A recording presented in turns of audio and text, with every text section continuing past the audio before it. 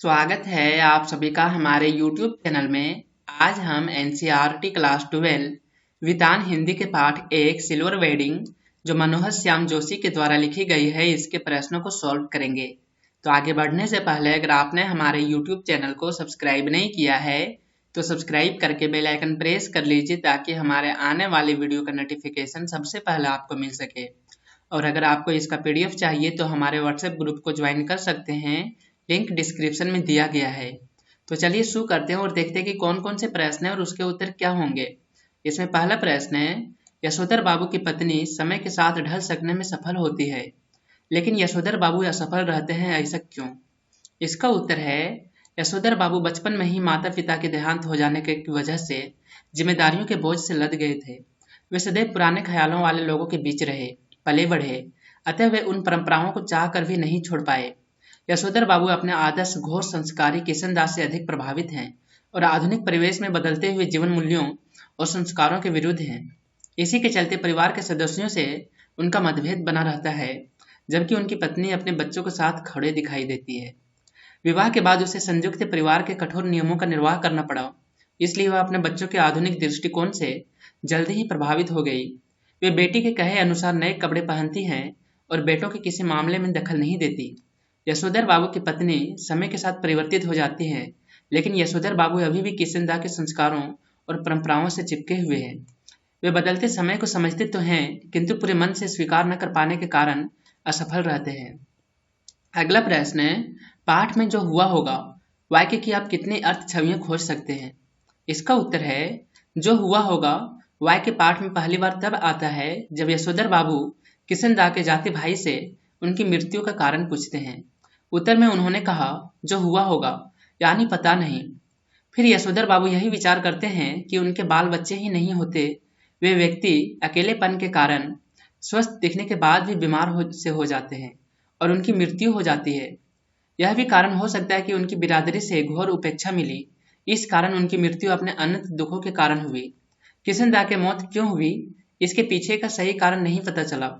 यशोधर बाबू हमेशा इसी सोच में रहते कि आखिर किशनदा की मौत कैसे हुई और क्यों हुई, जिसका उत्तर किसी के पास नहीं था। अगला प्रश्न है, सम हाउ इम्प्रॉपर वाक्यांश का प्रयोग यशोधर बाबू लगभग हर वाक्य के प्रारंभ में तकिया कलाम की तरह करते हैं। इस वाक्यांश का उनके व्यक्तित्व और कहानी के कथ्य से क्या संबंध बनता है? इसका उत्तर है, यशोधर बाबू लगभग हर वाक्य के प्रारंभ में सम हाउ इम्प्रॉपर शब्द का उपयोग तकिया कलाम की तरह करते हैं। यशोधर बाबू को जब कोई बात उचित नहीं लगती तब वह इस वाक्य को बोलते हैं। पाठ में समहाउ इम्प्रॉपर वाक्यांश का प्रयोग निम्नलिखित संदर्भों में हुआ है। साधारण पुत्र को असाधारण वेतन मिलने पर, स्कूटर की सवारी पर, दफ्तर में सिल्वर वेडिंग, छोटे साले के ओछेपन पर, खुशहाली में रिश्तेदारों की उपेक्षा करने पर, केक काटने की विदेशी परंपरा आदि। इस संदर्भ से यह पता चलता है कि यशोधर बाबू सिद्धांतों को मानने वाले व्यक्ति हैं। यशोधर बाबू आधुनिकता के समर्थक नहीं हैं, बल्कि उनका मानना है कि आधुनिकता के कारण हमारी संस्कृतियां नष्ट होती जा रही है। अगला प्रश्न है, यशोधर बाबू की कहानी को दिशा देने में किशनदा की महत्वपूर्ण भूमिका रही है। आपके जीवन को दिशा देने में किसका महत्वपूर्ण योगदान रहा और कैसे? इसका उत्तर है, जिस प्रकार से यशोधर बाबू की कहानी को दिशा देने में किशनदा की महत्वपूर्ण भूमिका रही है, मेरे जीवन को दिशा देने में मेरी बड़ी बहन की महत्वपूर्ण भूमिका रही है। वे पढ़ाई लिखाई, खेल कूद सभी में हमेशा आगे रहती थी। उन्हें देखकर मुझे भी आगे बढ़ने की प्रेरणा मिलती थी। वे समय समय पर मुझे मार्गदर्शन भी देती रही तथा मेरी कमजोरियों को दूर करने में मेरी पूरी सहायता की। अगला प्रश्न है, वर्तमान समय में परिवार की संरचना स्वरूप से जुड़े आपके अनुभव इस कहानी से कहाँ तक सामंजस्य बिठा पाते हैं? इसका उत्तर है, वर्तमान समय में संयुक्त परिवार विलुप्त ही होते जा रहे हैं। परिवार छोटे बनते जा रहे हैं।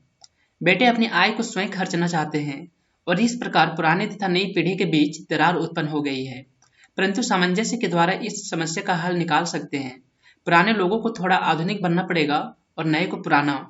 आज के बच्चे आधुनिक युग की सुख सुविधाओं को पाना चाहते हैं तो उन्हें यशोधर बाबू जैसे पिता को अपमानित नहीं करना चाहिए। इसके साथ साथ यशोधर बाबू के समान एक पिता को अधिक परंपरावादी होना भी अच्छा नहीं है। दोनों पक्षों में सामंजस्य स्थापित करने से आधुनिक युग को सफल बनाया जा सकता है। अगला प्रश्न है, निम्नलिखित में से किसे आप कहानी की मूल संवेदना कहेंगे और क्यों? हाशिए पर धकेले जाते मानवीय मूल्य, पीढ़ी का अंतराल, पाश्चात्य संस्कृति का प्रभाव।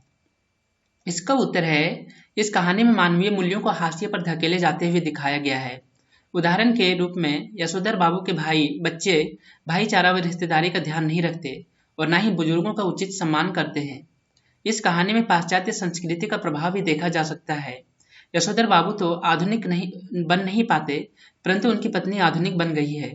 परंतु गहराई से अध्ययन किया जाए तो यह बात स्पष्ट हो जाती है कि कहानी की मूल संवेदना पीढ़ी का अंतराल है। यशोधर बाबू और उसके पुत्रों में एक पीढ़ी का अंतराल है। इसी कारण यशोधर बाबू अपने परिवार के अन्य सदस्यों के साथ सामंजस्य नहीं बिठा पाते हैं। यशोधर बाबू के विचार पूरी तरह से पुराने हैं, जो नई पीढ़ी के साथ कहीं भी तालमेल नहीं रखते।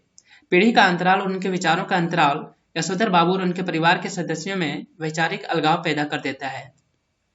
अगला प्रश्न है, अपने घर और विद्यालय के आसपास हो रहे उन बदलावों के बारे में लिखें जो सुविधाजनक और आधुनिक होते हुए भी बुजुर्गों को अच्छे नहीं लगते। अच्छा ना लगने के क्या कारण होंगे? इसका उत्तर है, हमारे घर व विद्यालय के आसपास निम्नलिखित बदलाव हो रहे हैं जिन्हें बुजुर्ग पसंद नहीं करते। पहला, युवाओं द्वारा मोबाइल का प्रयोग। दूसरा, युवाओं द्वारा पैदल न चलकर तीव्र गति से चलाते हुए मोटरसाइकिल या स्कूटर का प्रयोग। तीसरा, लड़कियों द्वारा जींस व शर्ट पहनना। चौथा, लड़के लड़कियों की दोस्ती व पार्क में घूमना। पांचवा, खड़े होकर भोजन करना। और छठा, तेज आवाज में संगीत सुनना। बुजुर्ग पीढ़ी इन सभी परिवर्तनों का विरोध करती है। उन्हें लगता है कि ये हमारी संस्कृति के खिलाफ हैं। कुछ सुविधाओं को वे स्वास्थ्य की दृष्टि से खराब मानते हैं, तो कुछ उनकी परंपरा को खत्म कर रहे हैं। महिलाओं और लड़कियों को अपनी सभ्यता व संस्कृति के अनुसार आचरण करना चाहिए। अगला प्रश्न है, यशोधर बाबू के बारे में आपकी क्या धारणा बनती है? दिए गए 3 कथनों में से आप किसके समर्थन में हैं? अपने अनुभवों और सोच के आधार पर उसके लिए तर्क दीजिए। जिसमें पहला तर्क है, यशोधर बाबू के विचार पूरी तरह से पुराने हैं और वे सहानुभूति के पात्र नहीं हैं। दूसरा, यशोधर बाबू में एक तरह का द्वंद्व है, जिसके कारण नया उन्हें कभी कभी खींचता है पर पुराना छोड़ता नहीं, इसलिए उन्हें सहानुभूति के साथ देखने की जरूरत है। और तीसरा, यशोधर बाबू एक आदर्श व्यक्तित्व हैं और नई पीढ़ी द्वारा उनके विचारों का अपनाना ही उचित है। इसका उत्तर है, यशोधर बाबू के बारे में हमारे यही धारणा बनती है कि यशोधर बाबू में एक तरह का द्वंद्व है, जिसके कारण नया उन्हें कभी कभी खींचता है पर पुराना छोड़ता नहीं, इसलिए उन्हें सहानुभूति के साथ देखने की जरूरत है। यद्यपि वे सिद्धांतवादी हैं, तथापि व्यवहारिक पक्ष भी उन्हें अच्छी तरह मालूम है। लेकिन सिद्धांत और व्यवहार के इस द्वंद्व में यशोधर बाबू कुछ भी निर्णय